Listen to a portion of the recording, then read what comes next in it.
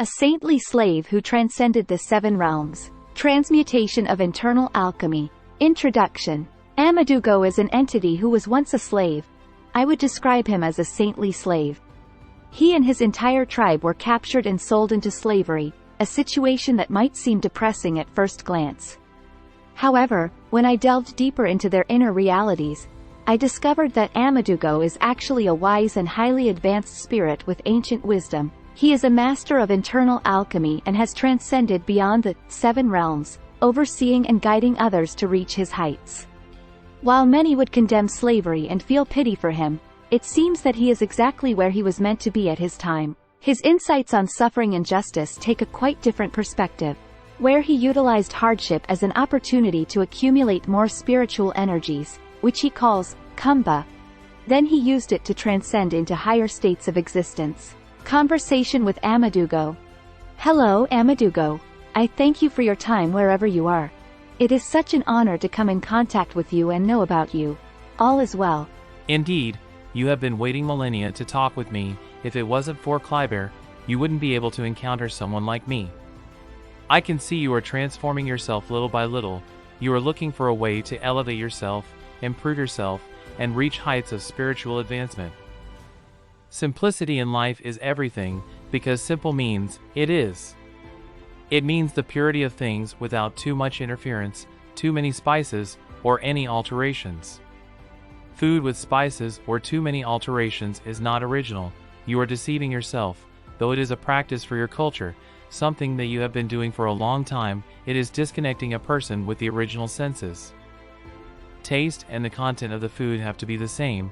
When you eat something, your experience has to be real so that your brain can relate to it. Your brain can remember what is real. Your brain can identify what is real. But if you mix these different spices to cover the bad taste of food, then you are confusing your body. You are misleading it.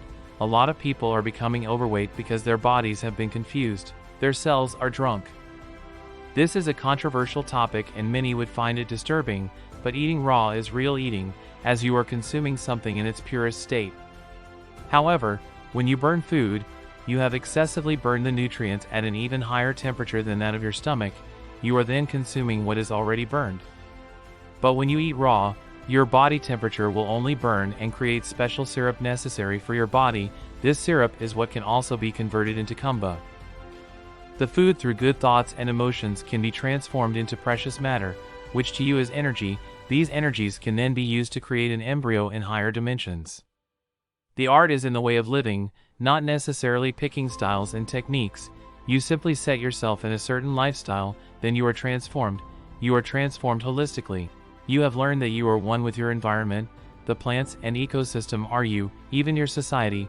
You must take it as yourself. Don't overthink about this yet, and do not overextend it to the entire world or universe, but those which are on the immediate connection to you consciously are you. By accepting this idea, you will then be able to ascend higher, and then you will be able to improve yourself and also others, as this is the key to real transformation. This is a big reason why those who are seeking enlightenment go into far reaches of the society and hide in secret caves so that they are disconnected from the society. Then the self is detached with her environment. But if you live in a society, you must accept others as you, and expect that as you grow, so will that which surrounds you also grow. Your heart radiates your emotions outwards. There are current emotions and residual emotions. The current emotions are what you are feeling at that moment, and residual are the things that you have accumulated over a long period of time. You have a certain attitude towards certain people, events, or places, and these are radiated outwards. They then attract things of similar pattern, similar vibrations. They affect your food. They affect your health. Sensitive people can feel these radiations around other people. These radiations can also bring luck or misfortunes to people. It is because they create events of similar patterns, even generating thoughts of similar patterns. When you take a shower with salt and stay in the sun, this will burn the attached parasitic entities and renew your energetic field. Staying in a field of fresh air will cleanse the muddy clouds of energy around you. But above all is the changing of attitude towards life. Positive outlook, positive radiance, and react positively towards any events or situation. Question and answers. Question. It has been almost over a year since I communicated with you. I assume it is because I had a hard time understanding what you were trying to teach me, and that after understanding a little bit of higher concepts now, I can come back to revisit what you were trying to tell me. Answer. Indeed, many have wished to be in your era, not because of the advancement of science and technology, but the potential of what they can acquire spiritually. This is because a lot of advanced spiritual beings have come to this era for this special purpose. Because after transcendence, it is hard to accumulate enough energy to ascend into higher realms than their existing ones. Therefore, it becomes an ample time for those who wish to ascend higher to enter such a precious moment and transform themselves. You all accept the fact that eventually, the human bodies will cease to exist, where what remains is the spirit, the essence of that person. This spirit does not carry knowledge or memories, but it carries the experiences burned or fused into the finer vibrational particles. Just below the threshold of the subatomic particles, there is the beginning of another realm. This is where the realm of emotions begins, and these emotions, which are housed inside the heart, are what remain and go with a person where they go after their bodies expire. So, I wish to reveal to you that it matters the most what one holds dear in their heart. The contents of one's heart are the determining factor of their next life, and as one accumulates these emotions, they are also forming an embryo in the worlds of that types of vibrations.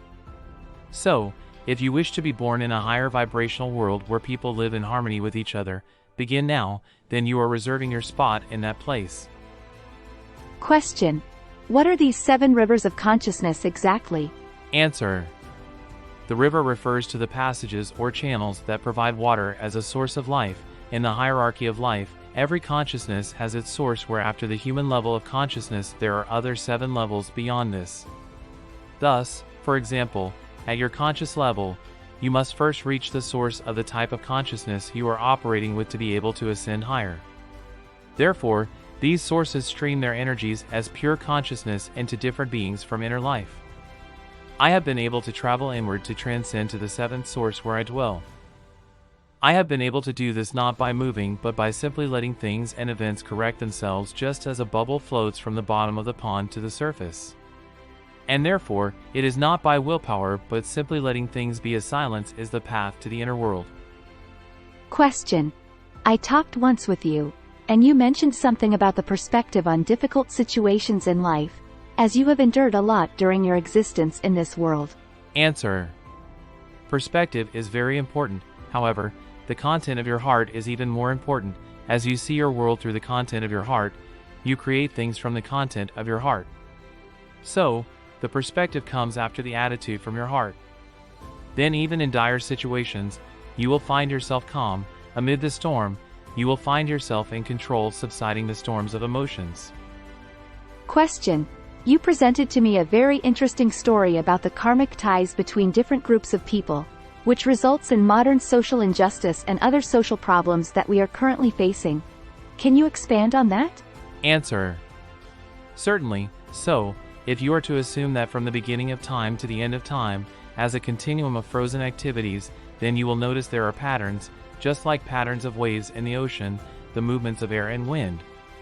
This entails a certain principle that all things are somehow connected. Even though we do not see these connections, they are there regardless. And the fact is, what is currently happening is not a product of this secluded moment, but is only the result of what was. So, when you find yourself at the center of an uncontrolled situation, know that it did not start today. In the myriads of cosmic cycles and the flow of energies, various groups of people create ties because of previous events they created through their interactions. It is the basic law of karma. Therefore, a person has many layers of karma, such as personal, ancestral, societal, national, and even as part of a collective in the human race. This is because you exist in all these layers, and they influence you as part of you. Therefore, you will find that different nation invades other nation because of karmic ties, and that they had created that bond in the past. The higher principle in nature is, everything will always seek its natural and original state. As a result, it will seek balance.